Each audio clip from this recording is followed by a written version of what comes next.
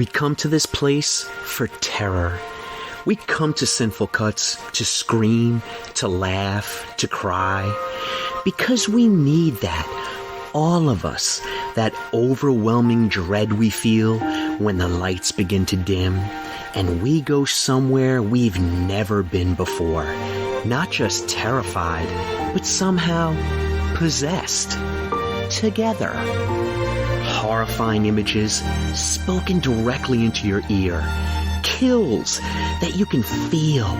Somehow, slaughter feels good in a place like this. Our slashers feel like the worst part of us. And stories feel insane and unstoppable.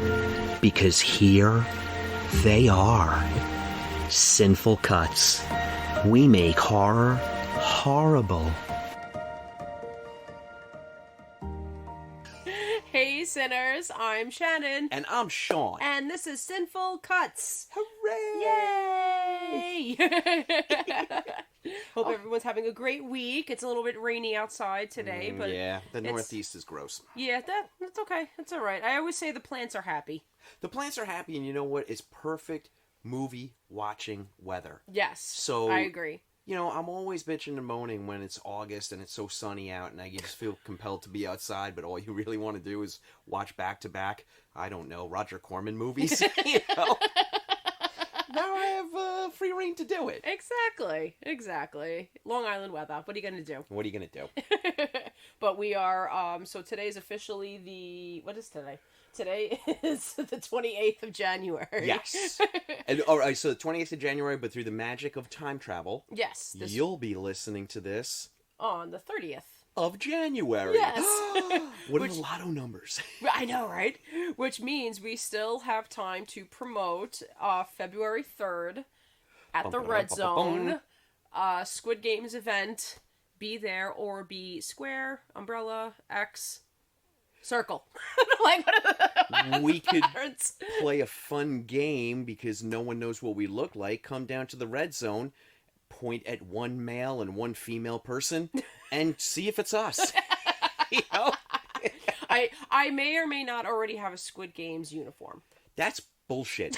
That is such bullshit. I don't have one. It was my Halloween costume, from 2 years ago. And you know when it arrived?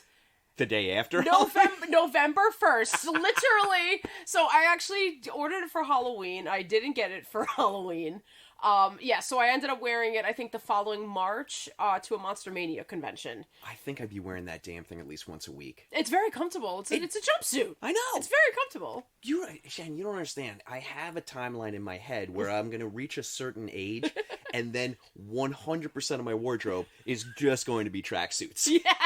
I just need to age into it. I'm very close. That's definitely a tracksuit you need to have, for sure. Oh, my God. I want that, and I want the full head-to-toe red one from the Royal Tenenbaums so that Jen can find me in a crowd when I'm an old man. That is a choice. As I'm a doddering old fool shambling around the mall. You should be like, that idiot's with me. Hands off, ladies. Exactly. He's all mine. Oh, Lord. Yeah, okay, so. But February 3rd, Red Zone, be there. It'll be a lot of fun playing Squid Games. It's going to be a cash prize. Yes. FYI. I mean, come on, how great is that? And the food, and please come hungry because the food's incredible. Mm-hmm. And I mean, I know you're sick of hearing it, but best wings on Long Island. And... I'm not sick of hearing it, and I don't care. Yeah, screw you. Eat the wings. Shut your mouth with a mouthful of wings and come down and join us. All right, I can't wait. And that's less than a week away. Yes. So super excited. So what are we talking about today, Sean? Today we're talking about 2015's incredibly ignored, and we need to shed some light on this movie. It is hopefully it's an undiscovered gem for you, or just a gem, and that is Osgood Perkins, the Blackcoat's daughter. Yes, 2015, right? Yeah. It came out? Mm-hmm. Yeah. And his first film. Debut film. Oz Perkins, if you guys don't know, he's the son of Anthony Perkins, yes. So horror royalty. But he also was an actor in his own right, and he was in Legally Blonde, and I think he was in Secretary. Some fairly sizable parts. Yes. He was the director, just recently, he was in Nope. Jordan Peele's Nope in the beginning, and Oz Perkins is actually the director of the commercial or the project that they're doing, and he's very funny in that. He's got a couple of really good lines. Very good. But to have this be your debut movie, and it's so good, it's like a Swiss watch. All the pieces function so well, and they're so precise, and it all comes together to just create this beautiful little masterpiece. But I have to stop myself because I always talk about it with such sadness because it just went undiscovered. Yeah. It debuted at the Toronto International Film Festival to really solid reviews and a lot of fanfare, and then it sat on the shelf for 18 months. Yeah, and it had a very good cast. Well, a great cast. You got Emma Roberts, you got Kiernan Shipka, you got Lucy Boynton, James Remar. Yeah. Lauren Holly. I mean, it's not like you had, like, a bunch of, like, no-name casts. Shannon, line them up. I'll kiss all their faces right now. Right? I mean, just boom, boom, boom. Right? There's not a stinker in the lot, and then to have this screenplay, and then to have the direction... I have a feeling that it sat on the shelf for as long as it did. I mean, let's be honest, sinners. I mean, I'm just talking out of my ass, but it's such a bleak film, that maybe that's why it sat on the shelf as long as it did. But who comes to the rescue is A24. Yes. So they get into this partnership where they buy it and then they're going to distribute it. And this was another kind of blow for the film on DirecTV. So it was going to premiere exclusively on DirecTV, which it did.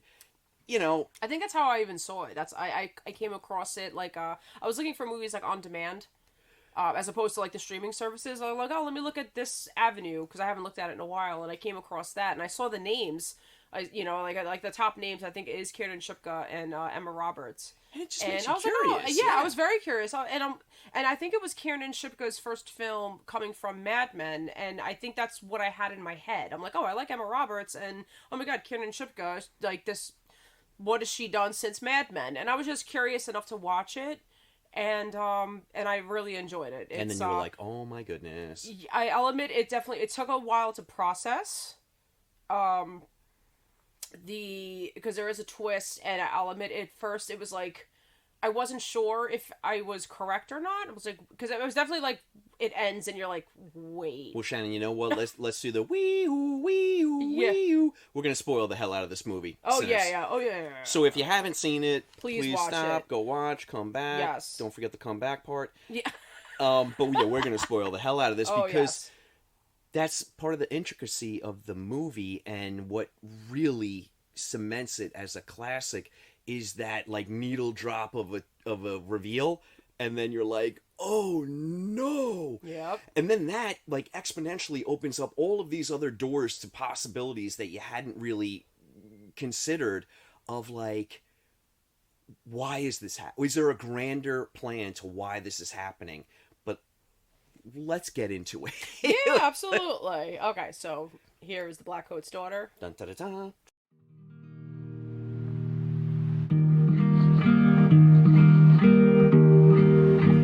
When you meet these people,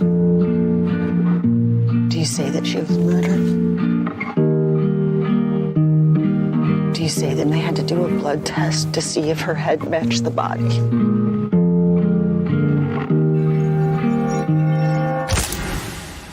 Hey, Dad, just calling to see where you and Mom are, if you're coming. Worst case, they come on Friday and everyone goes home and has a really nice break. After all, we can't let you live here. You do know about the sisters, don't you? They worship the devil. Catherine, is there something wrong? Why are you doing this? Do you believe in God, Joan? Ever tried to look for him? I look for him in the unlikely things that happen. Little coincidences. Blackcoat's daughter, what was in the holy water? Gone to bed on Monday,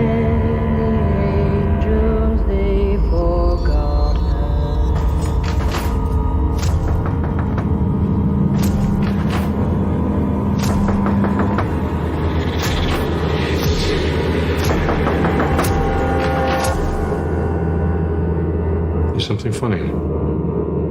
You smiled a little. Funny? No. Why? I mean, I just wish you could stay and see my performance. That's all.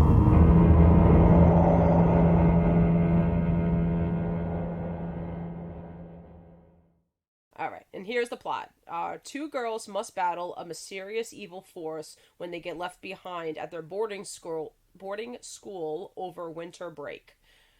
I'm gonna go ahead and say it's a very misleading synopsis. Because that's how it's listed.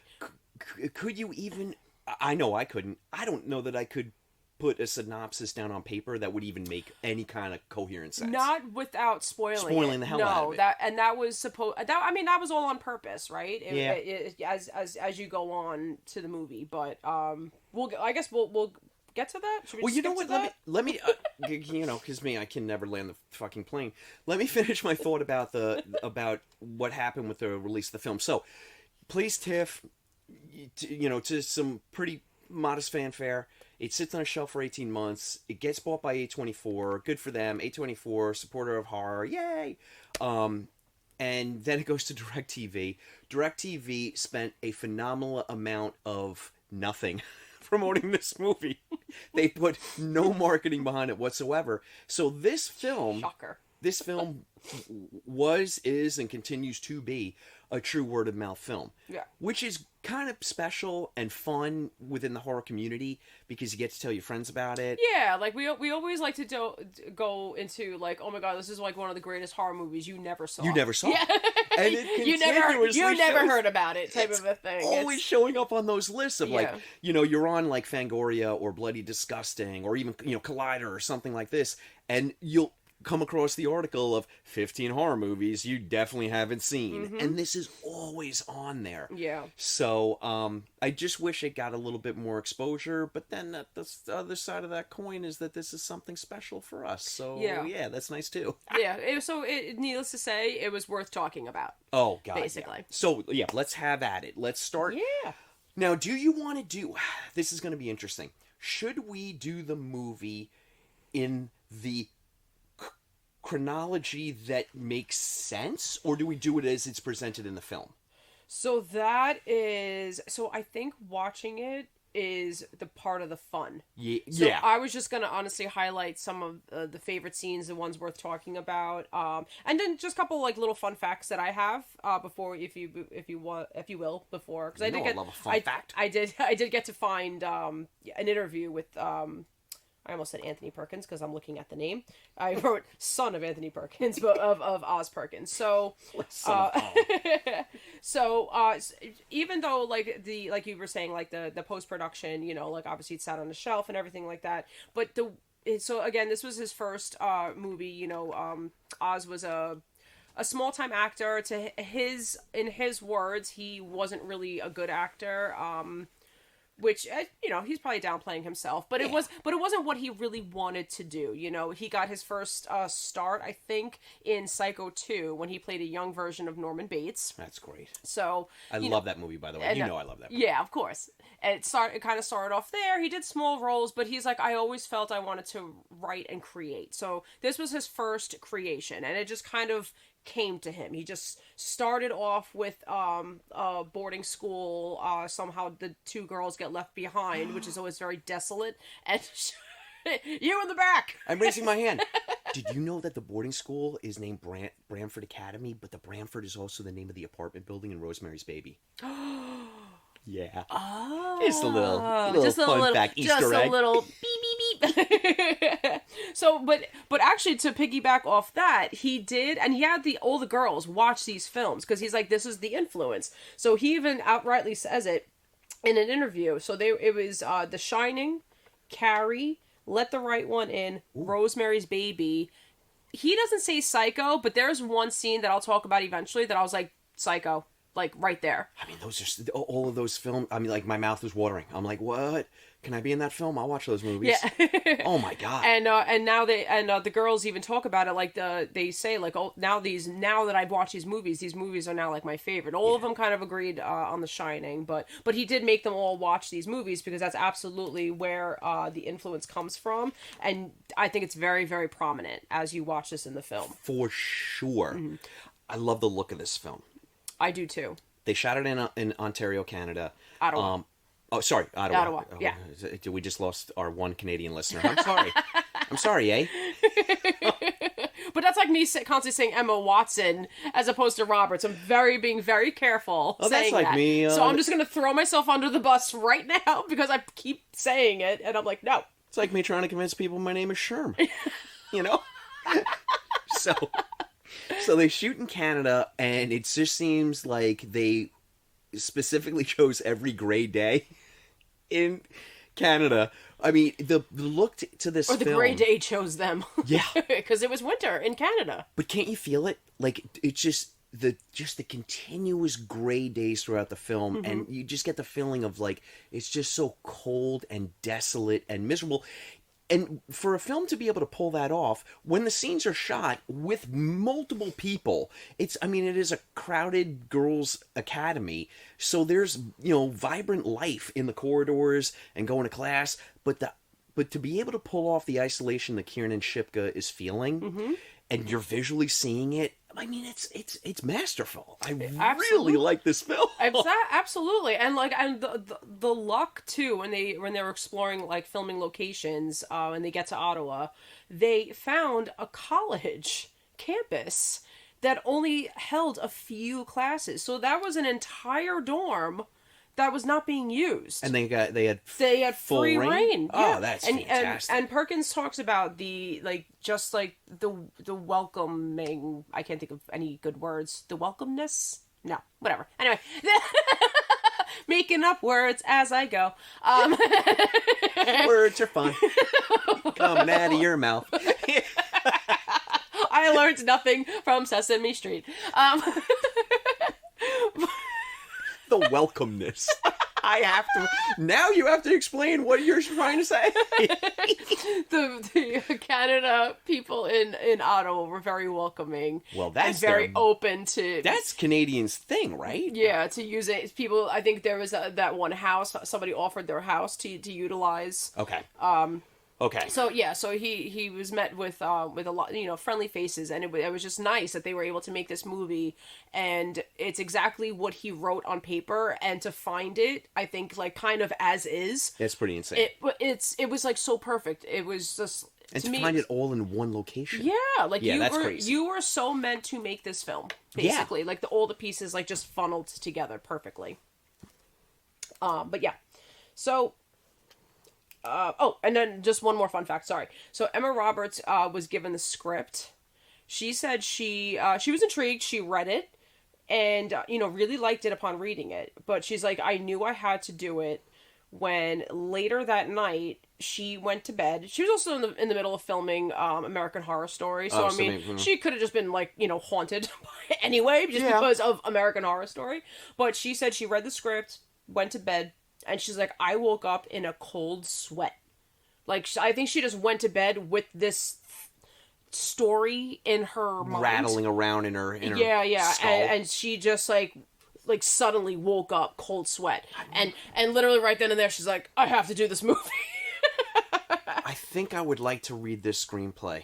I would love to read the screenplay. Just for the reveal, just to see how Oz Perkins, builds up to it. I think I definitely need to read the screenplay. All right, so before we actually get into like the synopsis of the film and the three characters that we have, can I just get your opinion on something? No.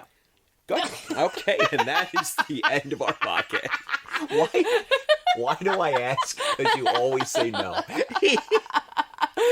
Shoot. All right. So I was just about to say we know, but actually we don't know, because there's also a chance that this is all in Kiernan Shipka's head.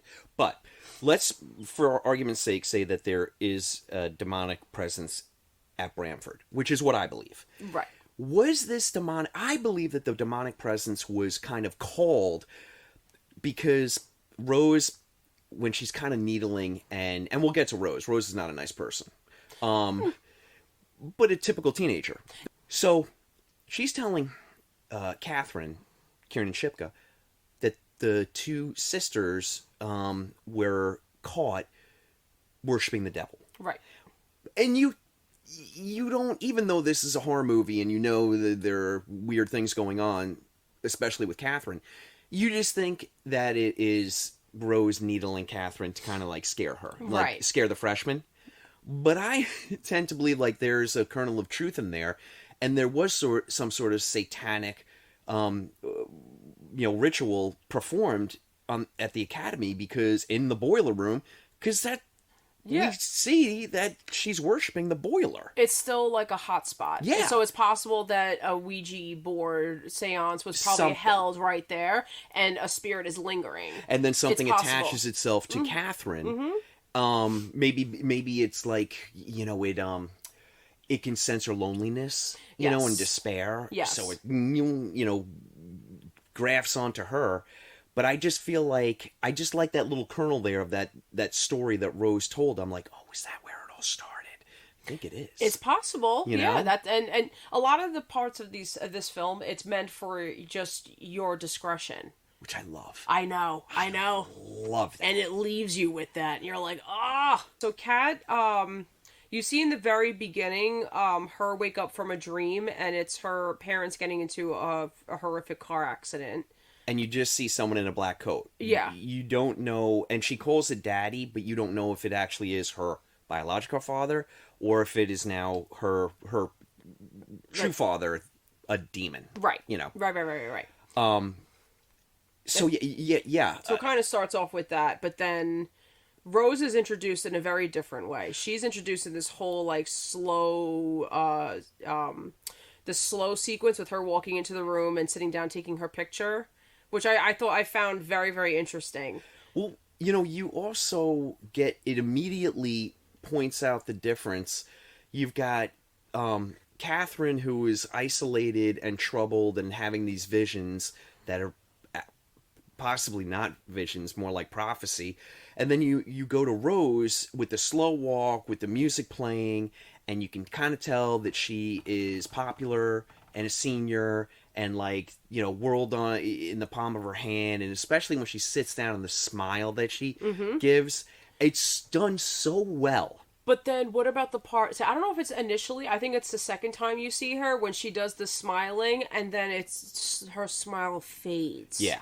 Because she's also troubled. Well, it's also, it's the smoke and mirrors that she's putting out to the world to hide what's actually going on. Right.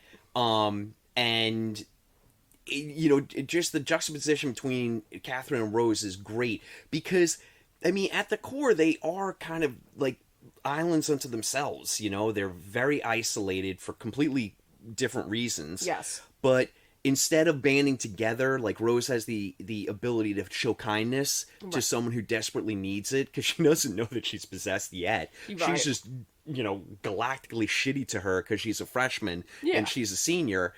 But then there are like those little moments, you can glimpse moments of Rose's defenses kind of falling down, and she's almost is like willing to be a nice person. Yeah. But then the moment passes, and the defenses go right back up again. Well, because Kat gives her a moment where she definitely makes her like she's definitely very scared of her. Yeah. Hence so she comes back. She basically is staying at the school because instead of the Wednesday, she told her parents, oh, the day to pick me up is Friday. And that's so she can sneak out and see her boyfriend. Well, because she thinks she's pregnant. Right. Yep. And what's fascinating about this whole sequence is she never says it. She never uses the word pregnant. It never is in the dialogue, ever.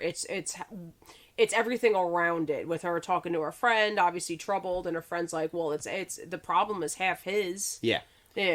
Well, this is also, then Oz Perkins does a masterful job, and then you She doesn't have to broadcast, I just got my period, I'm not pregnant, running down the halls. You just know from just a subtle gesture that she's not pregnant. Yes. You know? Yeah. And then I mean, that's the tragedy of it all, is that she actually could have gone home and been out of harm's way. Yep. And she didn't have to lie to her parents. And what did she get from it? Hella dead. Oh, yeah. You know? Oh, yeah. She gets a craniectomy. You know? Pretty much.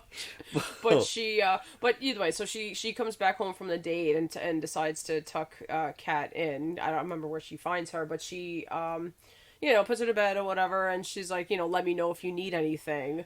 And Kat's response is, you had your chance. You had your chance. How fucking creepy is that? And she felt it, just like, what? Yeah.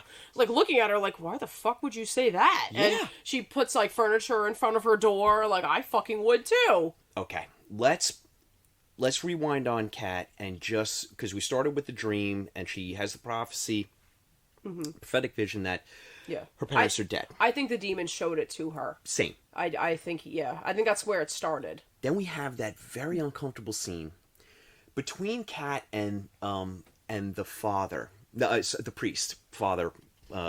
What's your nuts? I can't remember his name. Did you say what's your nuts? Yeah. Father, what's your nuts? Most priests go by Father, what's your nuts to me, but that's just me. So wait, Mr. Gordon, he was the the headmaster. The headmaster, yeah. Right? Okay, so the.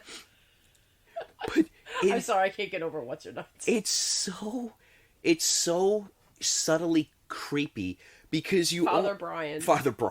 Sorry, Father Brian. So he's telling Kat, I got to go out of town for a couple days. Now he's not saying why. Like Oz Perkins goes, he illustrates the fact that this guy's not saying where he's going, and you're kind of led to believe like, oh shoot, dude, are you going out of town for another exorcism? And then you have Kiernan Shipka plays the scene so well. What a great actor, because she's distracted by something to the side of Father Brian, which we know is the demon. Yeah. But he's not. But Oz isn't. This isn't hitting you over the head. There's so much that you have to bring to the table, which I love a movie like this where they're like, hey, you know what? Bring your smarts. Bring your thinking cap, because we're going to put you to work here a little when bit. my husband watched this film, I told him, you really can't blink. You really can't. It's not the type of movie where you can let me just go on my phone really fast and not pay attention. No. You have to pay attention. There are movies that are like this that don't pay off, and then there's movies that are like this that do pay off, and the ones that pay off become something special. It's one of those movies too. It's worth this. I got so much more out of it the second time I watched it. Hell yeah. So a lot more. Where the rewatchability. I got it. I nailed it. The rewatchability of this movie is off the charts because of the way that it's chronologically played with and the editing. You watch this film and you just pick up more and more and more, and then you kind of figure out the rhythm that Oz Perkins plotted out, and then you see the fun in that, and it's so great. It's just a puzzle that comes together, and which he was terrified about, by the way. He thought he had such a piece of shit project the whole time until he got into the editing room, and finally he saw it coming together and pieced it together. Yeah, and I'm like, to have that but. Trying to think about it, it's exactly what we're talking about, how there's so much that's implied but not shown, so you're not shooting it, and then you have to figure out how am I going to imply this through the edits. I would be chewing Tums like Tic Tacs. He probably was. If you're filming this and it's all in your head, and you're just telling your actors and everyone working on the production, don't worry, it's right here. It's all going to come together. Be there. But you're also like, I don't know if it's here. I could be making that up, And also too, there's a couple different reasons for this too. But despite his clout and despite his who his father was, he he said most scenes were filmed only once or twice. I could believe that. I mean, only independent production. Especially, now, fun fact about one of the scenes. So there's, and we'll get more into it, but there's a stabby scene where Emma Roberts, does the killing. and it was so the blood splattering scenes, they kind of only had to be once because the fake blood got on her, but because it was like 30 below on an average day, it started freezing to her face. Oh my god. Oh my god. Canada, we love you. Yeah, that's you're ridiculous. cold. Yeah, you got to do something about that. You gotta flip the switch or something. Yeah. But either way, that, so what he had, he needed to make it work. One and done. Yeah. That's very nerve-wracking Right? for me. That's what I'm saying. Like, I find that nerve-wracking, so I can only imagine what he was going through to put it together. So he's like, yeah, I was staying on top of the dailies, but, they weren't, the score wasn't there. Like the regular dailies. Yeah. He didn't see it at all until he finally had all the and then like literally like a puzzle box like plopped it all on the table. And so, but I think the way he told it was completely out of sequence, as well as like retelling certain scenes, maybe a different angle, or tweaked it a little bit on a lot of these scenes. Yeah. And for you to show you something like, oh, that's not what I saw the first time. So I just thought it was so interesting. I loved the way it was told. It worked out really well. Again, talking out of my elbow here, but I feel like because this was an independent debut feature film, which played the festival circuit, but like Oz Perkins got to shoot what he wanted with no studio notes or interference. Mm-hmm. If this was studio production, they would have made him cut it so the chronology goes from start to finish. There's no reveal. Yeah. They would have dumbed it down. They would have made him shoot scenes with Rose holding up a fucking tampon. I'm not pregnant. They just would have. Yeah, like, no, everyone's gonna get confused. You're gonna tell it more, but that's part of the fun of well, not fun, but it's part of the I don't know. It's so poetic to me. We had a little bright shining moment this past summer when you, me, and Maddie went and saw Talk to Me, because we left the theater and all three of us kind of had the same interpretation and then subtly different interpretations of what the ending meant. Right. I love that. Yeah. I just love that when a film is just like, X doesn't mark the spot. You're going to have to bring your own tricks to the game. Yeah. Here. What did you come across? What did you find? What did you see that I didn't see, and what did I see that you didn't see? Yeah. And it leaves a debate. It leaves you talking about it, and it makes it a more interesting and intriguing film. Right. For sure. I told you they're doing Talk to Me too, right? We talked about that. Yeah. Yeah. So I'm down. Yes. Okay. So I just want to go back to the scene between Father Brian and Kat, because Kiernan Shipka does this one little thing where she smiles, and then Father Brian's like, what's funny? And he looks over too. Like, what? Again, he's looking like, at my shelf. What are you looking at? What is going on here? Happening? And he is picking up on. I'm wondering if Father Brian, because Father Brian is an exorcist, which we later find out. Yeah. Performs an exorcism on Catherine. I wonder if Father Brian, if he has his little biblical spidey sense going off, because he's having this monumentally weird conversation with Catherine, and he's kind of trying to get her like, you okay? And I wonder if he's starting to think, because he must know that there is history to the Bramford Academy, So going back to what you said about Rose telling that story, is it, maybe it wasn't necessarily the two, I don't know if they were, did you call them sisters? Sisters, because their names are Mrs. Drake and Miss Prescott. But I guess, I don't... Oh, well, one could be married. They could be the Prescott sisters. Oh, yeah, I didn't think of that.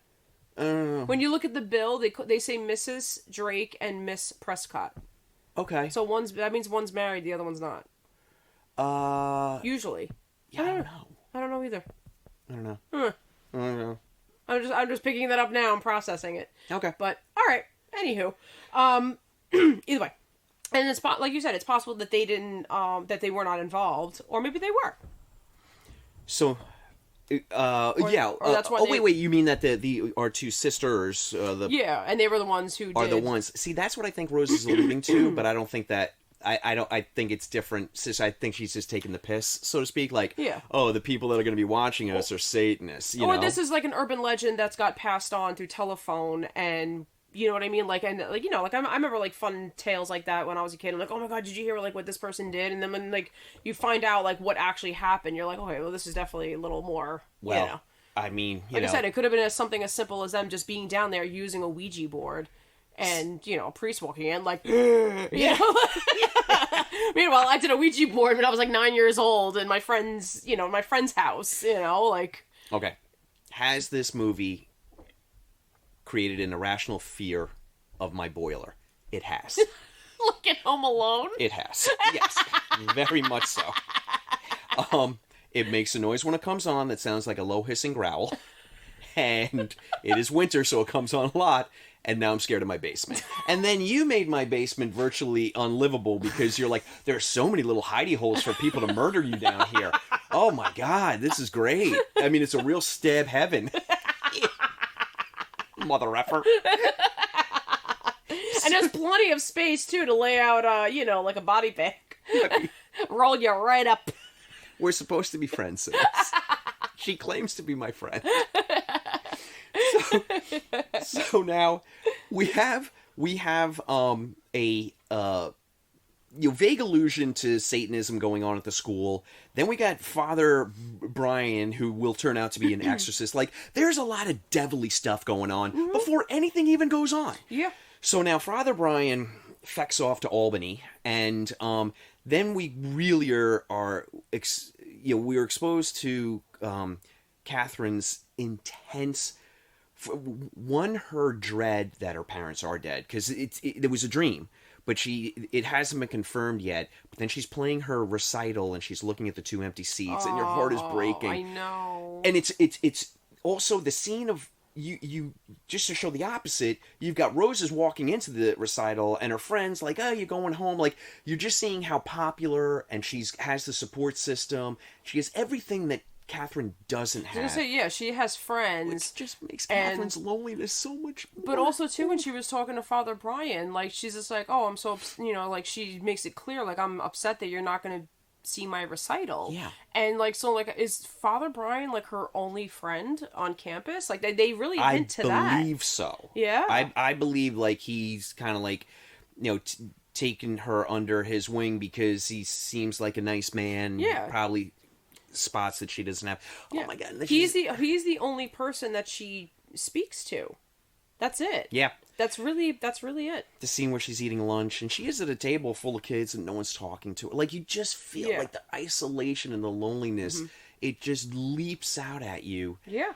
So, Fun fact of the recital before because I thought this was really cool. What you got? So, okay, first of all, Karen Shipka sang and played the piano herself. I don't know if she already had piano, whatever. Okay. But the score is made by Oz's brother, Elvis. Elvis! Yeah, and Elvis wrote that song for her. Like, so that's just a song that he wrote for her to play. Okay. So I just thought that was kind of cool. Well, so melancholy, the way she sings it, too. Yeah. Oh my god, Karen Shipka. God dang it. I mean, everyone's fantastic in this movie. We haven't even really talked about Emma Roberts and Lucy Boynton. Lucy Boynton, Irish actress, by the way. Does a great, I mean, all international actors do phenomenal American accents, and only 0.1% of American actors can even do a good American accent. Exactly. I know. She pulls it off. I had no idea. I saw an interview. It was just like, of course she's not American. Yeah, of course. She's phenomenal in a movie, not Horror Sinners, but if you want to have a great time and feel good about yourself after watching, I don't know, say like a Serbian film, then watch this movie called Sing Street.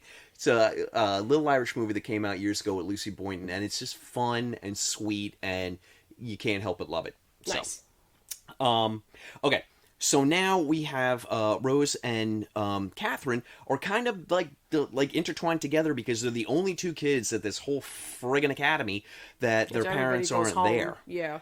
And so begins really our film because now through the perspective of Rose and her proximity to Catherine forced upon her, right, we're getting a lot of weird weird vibes. Yes. You know? And then to even now pull the rug up under your feet even more so. So this setup starts, right? So you're like, okay, we're here now. And you get it. And it's, it makes a lot of sense. But then we flip to a girl named Joan, and this is Emma Roberts. Yep. You get quick vibes too that she escaped from a mental institution. She has, they got a medical bracelet. They got the medical She's bracelet. desperately trying to get off. She, and it has moments of like flashbacks where it clearly looks like a hospital. Clearly looks like security guards and nurses are, holding on, just in front of her. One further. It looks like it is a mental institution. Right. What did I say? Hospital. Oh, but I meant mental institution. Everyone who works at a hospital right now is like, hey. They did not have a lot of welcomeness to them. No, they did not. But I want to point out, though, Shannon, that at this moment, the viewers, we all think we're in the same timeline. So we think that Joan is part of the chronology of what's happening with Rose and Catherine. Right. Just off campus. Your first clue of the connection is because a man... So she's sitting by herself. She tries making a call. The number was disconnected. And now she's just sitting outside of a bus station, just sitting there in the freezing cold. And a man named Bill, this is James Remar's character, comes over and he's like, are you okay? Do you need help? Do you need a ride? And, decides to, help, take her to where they need to go. And, you're also not sure of the situation, too, because he at first gives off some weird vibes, which I'll get into in a second. It's like the next scene with the two of them. So you're not sure exactly what's going on, but he is with his wife, Linda. That's played by Lauren Holly. I didn't know it was her. Oh. For the first 2 times I saw this movie, I did not know it was Lauren Holly. Oh, okay. It turns out it is. It's it turns out it still is. Yeah.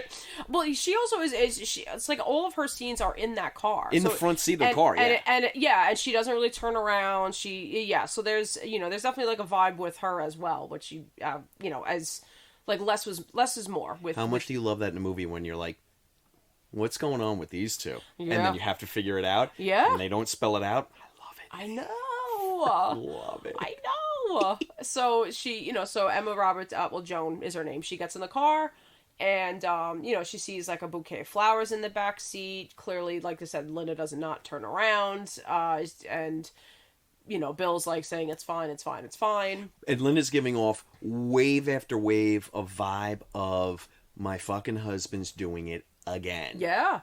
Yes. But you're not quite sure what that again is. It'll become clear. But, you just know that something is so massively off with this couple. Yes. But your first connection is the car driving away and you see the Bramford University bumper sticker on the back of the car. Yep. So that's like, oh, okay. Yep. So they must have a daughter that went to that same school. Mm-hmm. Like, so, that's fine. And we move on with them. So now we're bouncing back and forth between the school with Kat and Rose, and then what's going on with Joan and Bill and Linda. Yeah. Yes. So now we start to and sinners, if you haven't seen this film, again, it's so well worth your time, but I don't want to call it a slow burn movie because it's very engaging from the beginning. It's not like you have to hang in there and then there's the big reveal at the end, but like there's 125 minutes that are kind of boring. This is not a boring film. No, it's not that it's a slow burn. It's withheld. Yeah, that's what it is. You have to just make sense of the dialogue and the scenes that you're looking at. It's truly a mystery. Yeah. It's truly a mystery. But this is also a vibe movie. And Sinners, I mean, that vibe being dread, this is a dreadful movie in the best sense. Mm-hmm. Because that is the persistent vibe through the whole damn thing. Yeah. And just, visually, just the way it's shot, it's very bleached out. Yeah. It's very bleached out, devoid of color. Like, it's damn near a black and white film. And it just, to Elvis's credit, the score and the cinematography and the direction and the act, it just all blends together so great. Yeah, I agree. The focus was more about the humanity of these characters as opposed to the brutality of the story. Yes. So, and that was very, very on purpose. And again, I can't applaud that enough. So now we have Rose. She's supposed to be watching Catherine, but she's gonna go talk to her. I don't want to call him boyfriend, whoever that may have gotten her pregnant, and so she leaves, and Catherine's like, "You're supposed to be watching me," Yeah. But then Catherine goes down to the boiler room. Rose comes back, and then Rose witnesses Catherine basically prostrating herself to the boiler. Yeah, it's that scene. Blah. I mean, we've covered this before, Shannon. Yeah, that scene I remember just. If this were me, it would be Kool-Aid Man through the wall as I'm running down the highway away from as the Branford Academy gets smaller and smaller. Yeah, I am distance. running home. I mean, but she collects her. Rose is freaked the F out, and she's asking her, like, puts her to bed. So she actually is kind of caring for her at this point, but like puts her to bed and is like, what is this all about? And then, Catherine is like, you had your shot. Yeah. Now you're going to pay. Yeah. Like, so at this point, you basically just see Catherine, like, becoming more and more, like, what's even, like, the correct word? Possessed. Yeah. Well, yeah, like literally, yes. But she's even, it's very subtle at this point, but she's even taking on the physical attributes of possession because she's just getting a little paler. Just a little bit. Yeah. She's a little paler and a little darker under the eyes. And then this is the scene in the movie for a first time watch. When Rose goes back to her room, bars the door, she's freaked out. Mm. Catherine is like moaning in her bed and under the sheets, and she's kind of like writhing and moaning, and then her body curls into the most unusual, like, crazy position of almost making a complete circle of her body. Yeah. And when you're watching this film for the first time, that is the moment where you're like, what the fuck is happening? What is going on? And then you're just like, inch your seat up closer. You're like, oh, all right. All right, Oz Perkins. It's on. It's on. It's on. And then it really is on from that point. Like, pretty much. The next morning, they're with the sisters at breakfast, and they're praying, of course, because it's a Catholic academy. Yes, they always say a prayer. So and they ask, and she did the day before just fine. Just fine. Yeah. They, Catherine's kind of like sneering and laughing, and she looks unkempt at this point. And now she really, like, overnight, now she really is starting to look worse for wear. And she throws up at the table, and she calls them very bad words, and everyone's shocked. And they're still like, what is going on? And I think the most human and teenage moment of this scene is you have someone who is visually looks ill, who throws up at the table unprovoked, after attempting a prayer. And then saying some very horrible things to the two sisters. And then the sisters turn to Rose and say, you need to shovel the walkway for the headmaster. And she's like, what did I do? It is the most teenage moment of all of this bizarre, terrifying things are happening. And you're like, I don't want to shovel the walk. That's bullshit. Yeah, Make her do it. And you're like, to the earth. Yeah, to the earth. I'm like, what does that even mean? Why are you so weird, sisters? So for their trouble, they get decapitated moments later while Rose is shoveling the walkway. Yeah. Rose tries to get back to the house. The door's locked. She can't see any of the carnage. So she just goes back to her room. And she can't get in, so she's like, I guess I'll just go back, yeah. Then we kind of have, then we have the headmaster come with the police officer because Catherine's parents are dead, and they have to tell her. Yes. She already knows that because of her possession. But now we have, unfortunately for Rose, she gets murdered as well. And now now that we get the timeline reveal, we're back with Joan, and she's having breakfast with Bill. They got her a hotel room, and Bill and Joan are at breakfast, and then Bill reveals, "This is my daughter who we're going to see," and it's the picture Yes. of Rose from the Yes. photo shoot, the school Hence picture the day. only slow motion shot of any of the girls, because Yeah. she was the link. Yep. Yeah. So now it's that needle drop of you're like, oh snap, there is no Joan. Because he does say it was about, I think he says it then, right? It was about 9 years years ago. Yeah. Of her death. And you're like, wait a second, this is 9 years later. And then all of a sudden Joan, now I'm going to use quotes, goes back into the bathroom, and she has like a laugh of glee. Yeah. And you're like, what the fuck is that about? Okay, this bothered me. I couldn't figure it out, and it was bothering me. I love that she had that moment of glee, and I was like, is this just Emma Roberts, or sorry, Joan / older Catherine, just being just this malicious, evil person? But I've kind of settled on the fact that no, she has that moment of glee because she is like, my father, the devil, is beckoning me. He would never. She thinks it's a sign. She can see can see the machinery at work, and she's like, "Oh, this is great! I'm coming back home." Yeah. You know. Yeah. And I'm going to bring you these sacrificial lambs, and we'll be one big happy family again. And that's like, it's such a bizarre film because that's the twist. well, when it doesn't happen at the end, you're actually heartbroken for Yes. Catherine, who's murdered 5 people. So you know, it no go- 6. So it goes into back, yeah. So well, I think we're skipping ahead a little bit. So now it goes backwards to now you realize, okay, this is 9 years later. At first, I don't think you catch on right away like who Joan is. Like, okay, what does she have to do with this happening? But so now we skip back. We obviously realize that the 2 sisters were murdered, and now we get into Rose. Now, this scene I loved. So now this, you mentioned it before, where she goes into the bathroom. You know, it's only like more of like a headshot, but you could tell she's in a stall going to the bathroom, and then all of a sudden she has like this like sigh of relief type of a thing. So you're like, oh, cool, okay, she's not pregnant. So whatever. So she's in. But she leaves, because she starts hearing, like, tweaks and weird noises and whisper, whatever she hears. And, she's down the hallway. She's, looking around. She pokes out into the stairwell and sees the bloody clothes. Yeah. And she's like, oh no. That's not bloody clothes, Shannon. That's 2 pillowcases with the severed heads oh, inside. That makes sense. Duh. Oh, that makes sense. They're already severed. That's right. Yes. Trick or treat. Yeah. My God.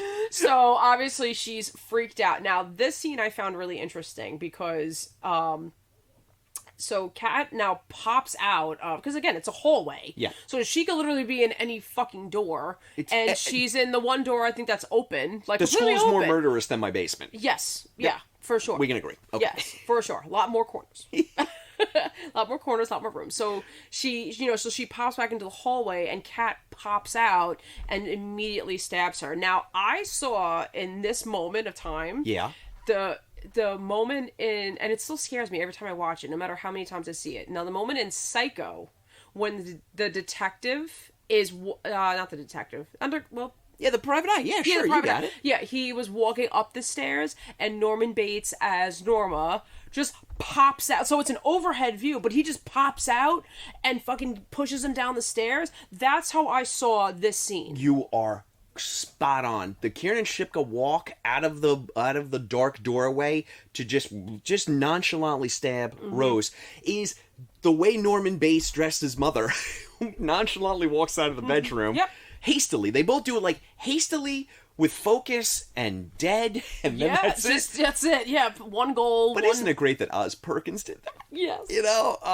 Keeping it in the family, Oz Perkins. We love that. So I don't know if he did that, with that influence in mind, but that's what I saw, and I would like to think so. I mean, yeah, me too. I was delighted about it.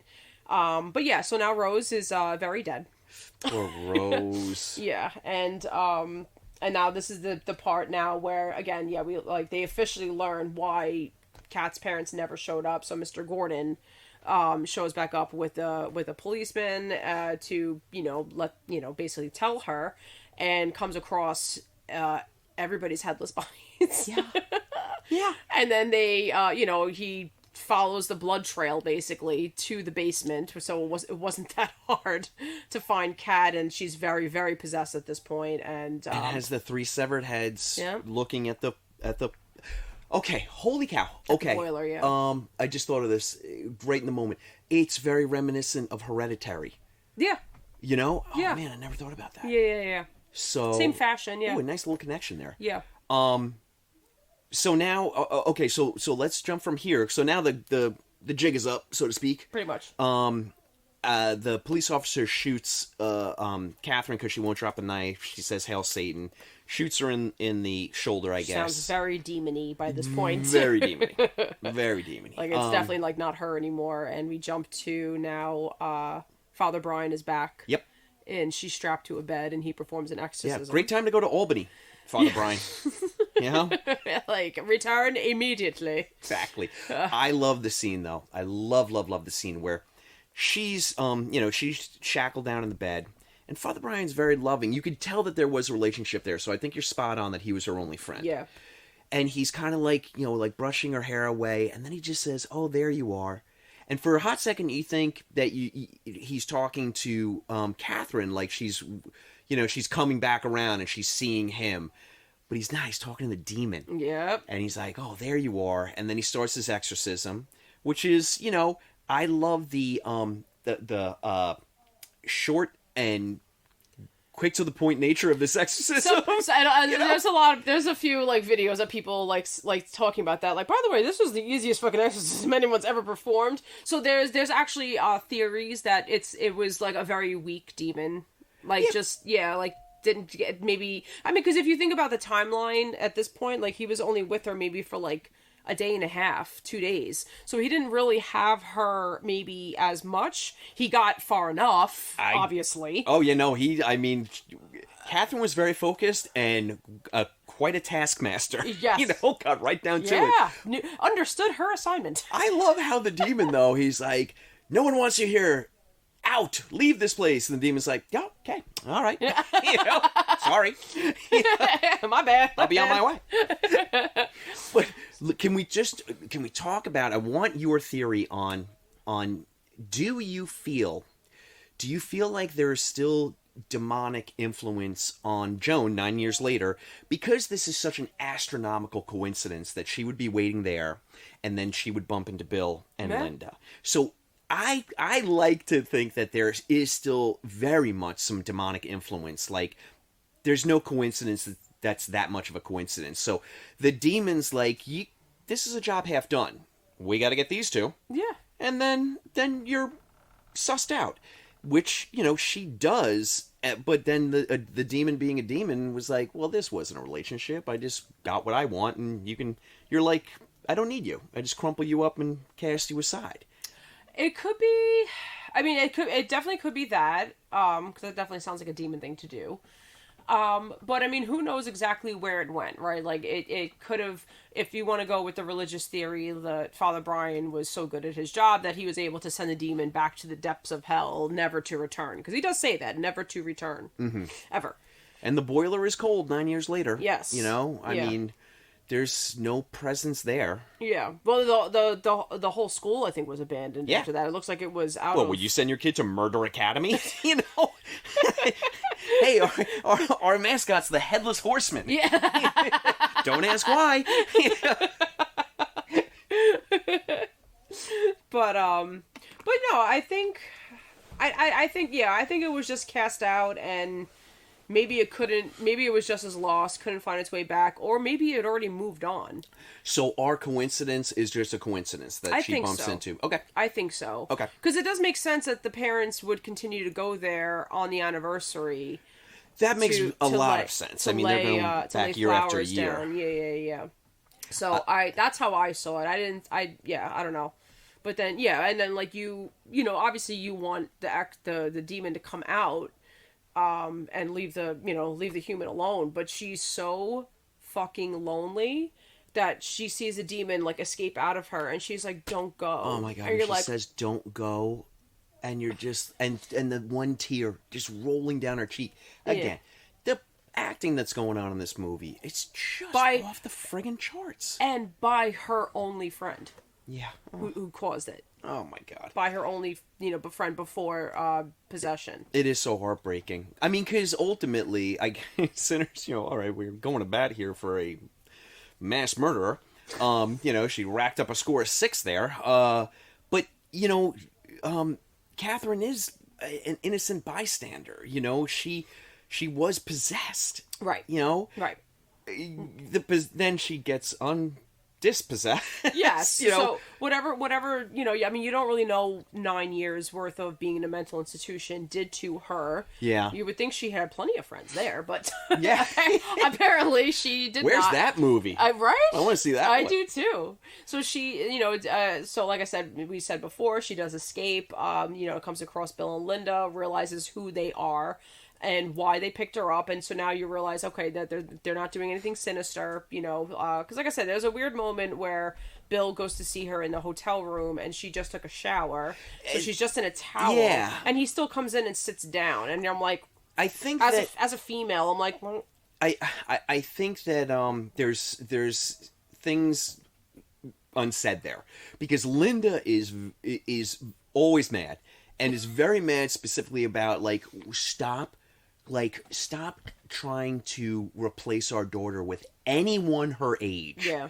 You get the feeling that over 9 years, Bill's taken in countless runaways. And, and Linda's like, our daughter's dead. You gotta move on. Yeah. Stop doing this. But then, with Bill, under the guise of I'm a religious man and this is, what Jesus would do and all that.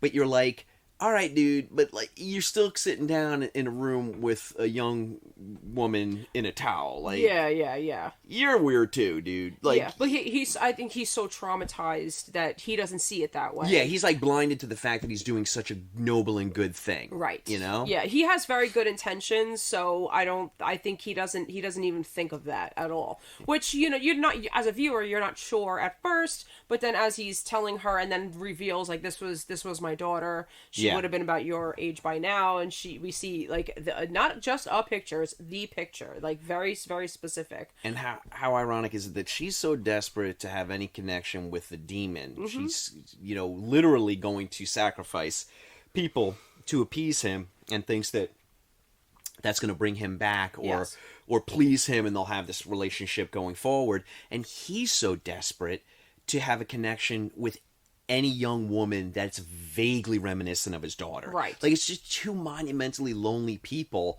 and that's the tragedy of it as well. Yeah. Is that there's just so much sadness in this movie to go around. I know. So and the way it wraps up with a nice little bow is they're getting to the school, Joan, aka Kat, makes up a story that she was heading to the next town over, but she finds out they're going there, and she's like, oh, that's perfect. So whatever. So they're going there, and she sees the sign for the school. She makes pretend that she's gonna throw up. So he pulls over, and she immediately slits his throat, and then with the kitchen knife that she stole. After coming out of the bathroom, and then the friggin' constant stabbing of Linda is just it was so brutal. Yeah. And then she immediately throws up after that, but then continues forth with taking their heads, and gets into the school grounds, goes right to the boiler area, and she puts everything, she sets it up, but the boiler is cold as can be. Yep. And she basically just walks out alone and realizes that she did all of that for absolutely nothing. For nothing. So she, and she just breaks down, realizing that she is extremely alone, and she did it all for nothing. She now murdered that was the first time she did that now as herself. Yeah. Just, it was more it wasn't because of possession, now it was out of desperation. And so now it plays into, was she even possessed in the first place? Some people play with that theory. But I loved this shot too, where it was just her and like one big snowy open road. You know what I mean? And nobody else, like just her. Yeah. And the desolation. Yeah. Oh my God. And that's how the movie ends. Yep. I really hope you saw the movie before we I mean, yeah, framed it out for you. I mean, we spoiled the hell out of this, but Yeah. it's the movie ends and fades to black, and you're like, what did I just see? And if you're like me, and I know you if you had seen this, if you were lucky enough to see this in the theater at one of the festivals, boy oh boy, I'm super jealous. Yeah, me But too. for me, I immediately went back and was like, well, I have to watch this all over again, because now that I know where we landed, holy cow, okay, let me see it from the beginning and see where those jump points are, and it makes the rewatch so much fun. But yeah, I mean, this is definitely a vibe, and the vibe is Dread for sure. Yes. Oh, I love it so much. I know, me too. I just love it so much. Originally titled February. I don't know why I just said November. Weird. I don't know why once. Originally titled February. I actually think The Blackcoat's Daughter is such a better title, but I still would have loved it if it was February. Mm-hmm. But The Blackcoat's Daughter is just, it's cool. Yeah, yeah. And the song in the beginning and the end, very cool. Very, very, very creepy. Do you feel like the man in the black coat in the dreams, just from the very jump of the beginning of the movie, is the demon, or is it her dad?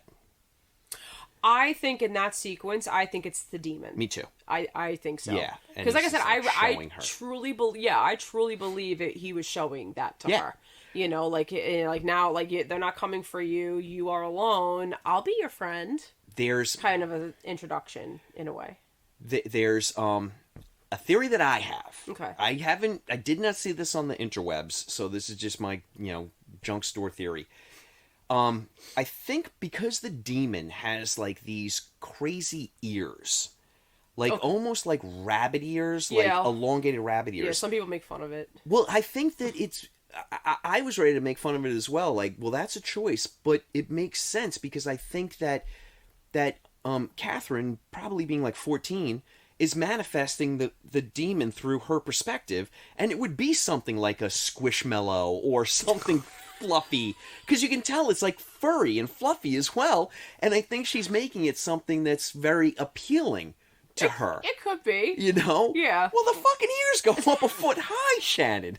You know, like, it's almost cartoonish, and also insanely terrifying, you know, because he was very smart about it, because it wasn't like a demon that you saw in Insidious. It basically wasn't a guy in a suit. It wasn't a guy in makeup or anything like that. It kept it very shadowy. Yeah.